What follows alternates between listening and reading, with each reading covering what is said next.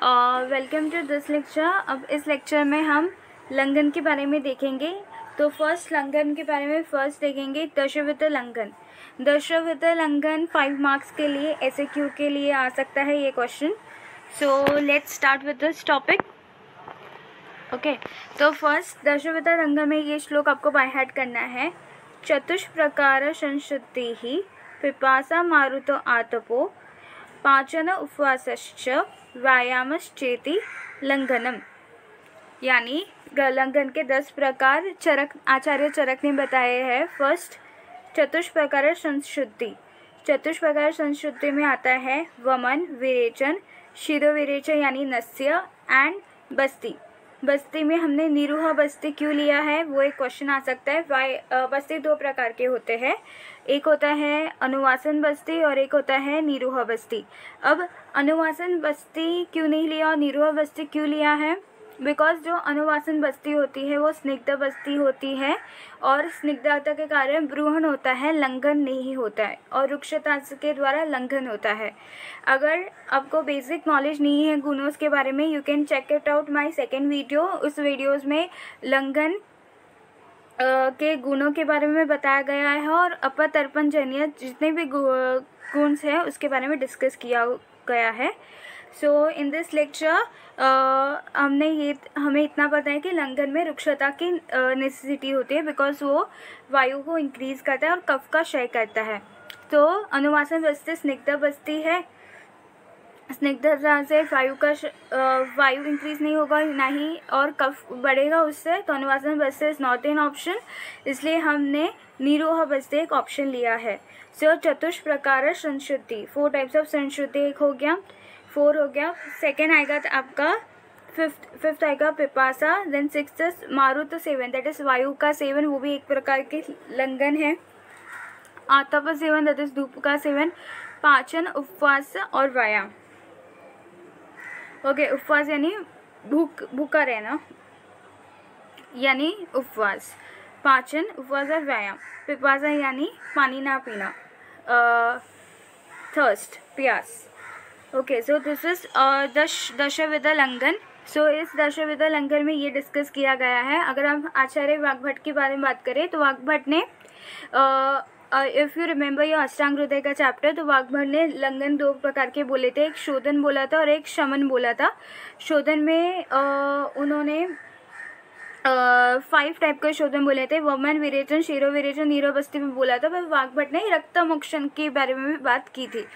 और शमन में यही आ गए व्यायाम, आतप, मारुत वगैरह वो सब इंक्लूडेड था। सो वाग्भट ने भी लंघन के टाइप्स के बारे में बताया गया था। अब हम एक एक जो भी लंघन है उसके चिकित्सा के पॉइंट ऑफ व्यू कब यूज़ करना चाहिए और उसके बारे में देखेंगे। तो फर्स्ट आएगा चतुष्प्रकार संशुद्धि, दैट इज शोधन के बारे में। शोधन कब देना चाहिए, तो शोधन के बारे में श्लोक है। ये सब श्लोक आपका रिसाइटेशन के लिए है, इसलिए मैंने इधर डाले हैं। प्रभुत श्लेष्मा पित्त अस्त्रमलाः संशुष्ट मारुताः बृहच्छिरः बलिनो लंघनीया विशुद्धिभिः।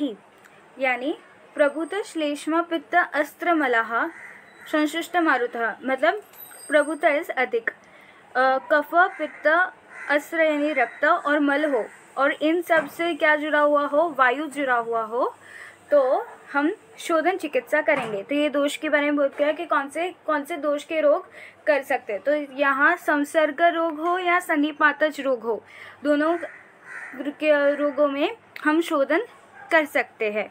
और यहाँ मारुत यानी वायु भी अगर हो तो हम शोधन कर सकते हैं उनके साथ शोधन। क्योंकि अगर कफवात, मैंने क्वेश्चन डाला था ग्रुप में कि अगर कफवात है तो हम कौन सी चिकित्सा करेंगे, तो वी विल डू, उसका आंसर ये था कि हम अपतर्पण चिकित्सा करेंगे, वो भी शोधन चिकित्सा। क्यों कि अगर कफवात है तो कफ हो गया और वात हो गया, तो उसमें तो आचार्य चरक ने बताया गया कि कफ और वात है तो हम शोधन चिकित्सा द्वारा कर सकते हैं। ओके, बिकॉज अगर ब्रूहण किया तो कफ भी इंक्रीज हो जाएगा।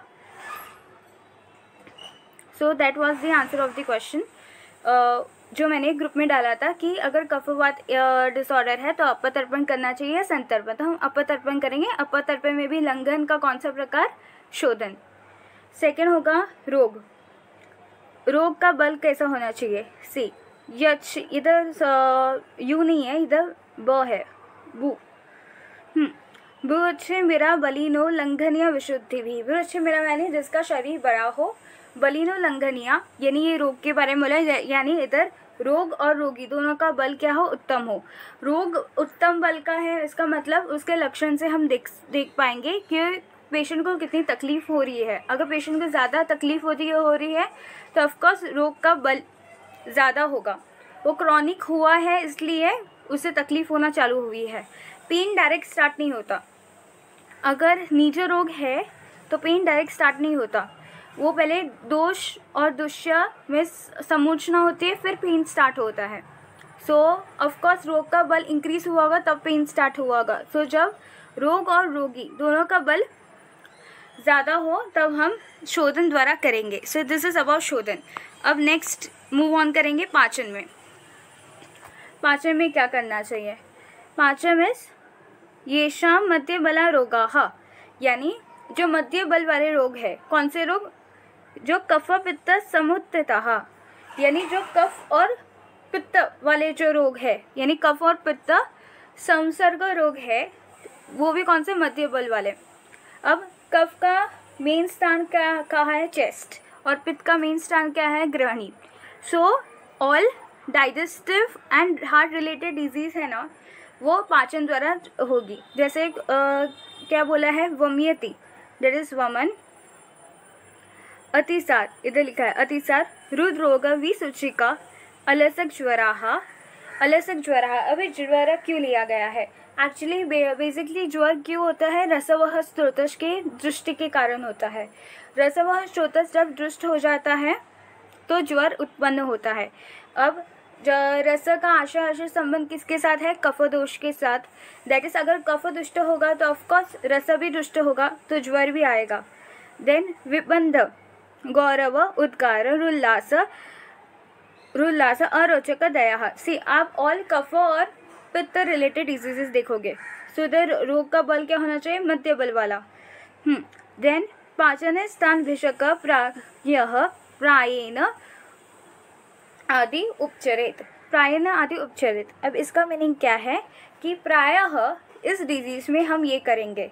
इट डजंट मीन्स कि सिर्फ पाचन करेंगे और डिजीज ठीक हो जाएगा। पाचन के बाद हमें उपवास भी करवाना पड़ेगा या फास्टिंग भी करवानी पड़ेगी।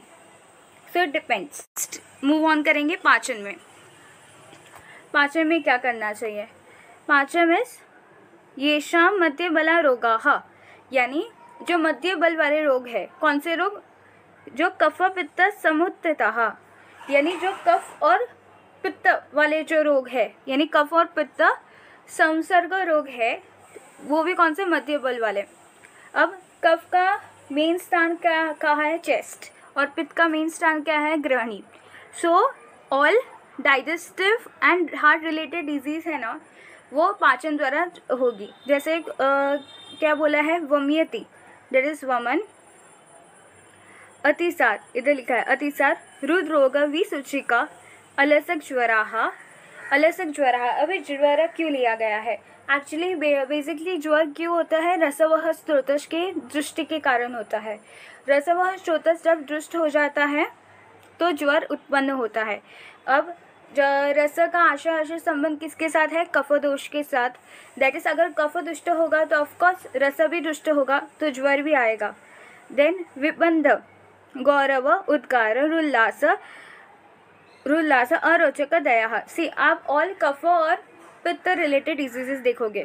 सो इधर रोग का बल क्या होना चाहिए? मध्य बल वाला। देन पाचन स्थान भिषक प्रायः प्रायेण आदि उपचरित। प्रायेण आदि उपचरित। अब इसका मीनिंग क्या है कि प्रायः इस डिजीज में हम ये करेंगे। इट डजंट मीन्स कि सिर्फ पाचन करेंगे और डिजीज ठीक हो जाएगा। पाचन के बाद हमें उपवास भी करवाना पड़ेगा या फास्टिंग भी करवानी पड़ेगी। So it depends. सो इधर इसलिए हो रहा है प्रायः, यानी but first line of treatment हमारा इसमें पाचन होना चाहिए। तो फर्स्ट इज दोष कौन सा होना चाहिए, कफ और पित्त। रोग क्या होना चाहिए, मध्य बल वाले। सब कफ और पित्त रिलेटेड है। एंड रोगी क्या होना चाहिए, मध्य बल वाला। So this is all about माचन। थर्ड हम देखेंगे पिपासा और उपवास कब देंगे। अतएव यतोदिष्टम येषाम अल्पबला गदाः, यानी अगर जब ऊपर, अतएव यतोदिष्ट ऊपर वाले जो रोग है, ऊपर यानी ये सब रोग, वमति, ये सब वमति, अलसक, विसूचिका, ये सब रोग कौन से होंगे, अल्प बल वाले होंगे। अल्प बल गदाः, गदाः मीन्स रोग ऑल्सो एंड ऑल्सो पेन। सो ये जब अल्प बल वाले रोग होंगे तब हम पिपासा निग्रह उपवासश्च करेंगे।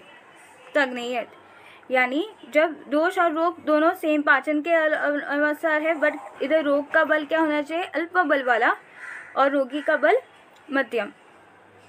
ओके, ये हो गया पिपासा। And then last one is व्यायाम। व्यायाम मारुत और आतप सेवन कब करेंगे। रोग तद्ज्ञेय मध्य बलान व्यायाम आतव मारुतैः बलिनाम किम पुण्य येषाम रोगानाम अवरम बलम। ओके, तो पहले बोला है कि अगर ऊपर वाले रोग मध्य बल वाले होंगे तब व्यायाम आतव मारुत करेंगे, या फिर अवर बल दैट इज अल्प बल वाले होंगे तो भी हम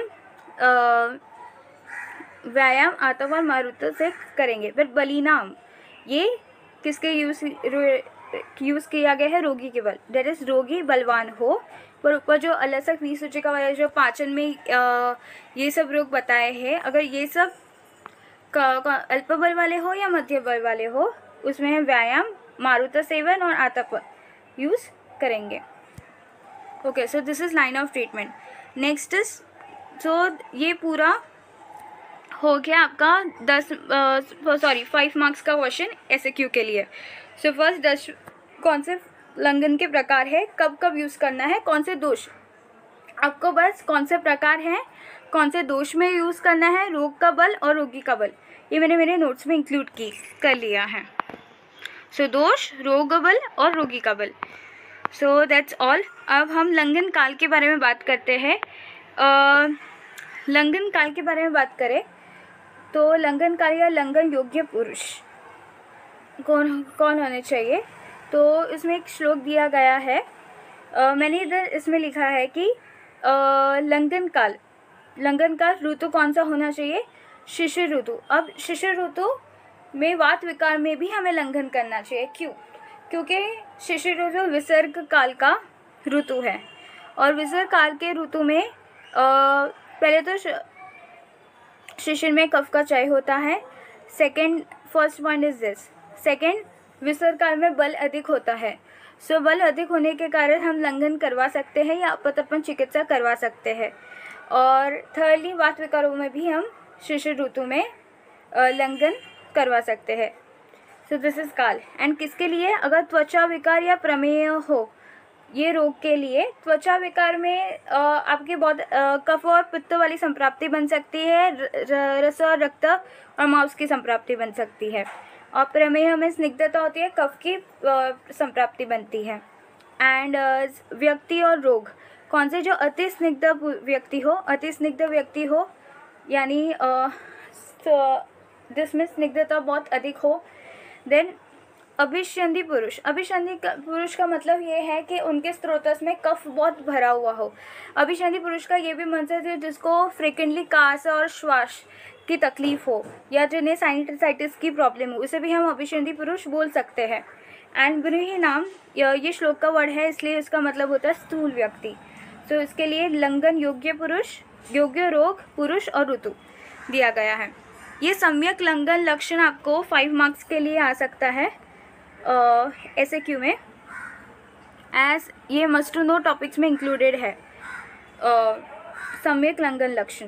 सो सम्यक लंघन लक्षण क्या बोलता है, अब फॉर एग्जाम्पल आपने लंघन अच्छे से करवा लिया, तो पहले तो आपकी जो लंघन बेसिकली क्यों करता है, कफ और पित्त वाले रोग में। अब कफ और पित्त वाले रोग सब शांत हो जाएंगे, यानी आपका जो वात, मूत्र और पुरुष अच्छे से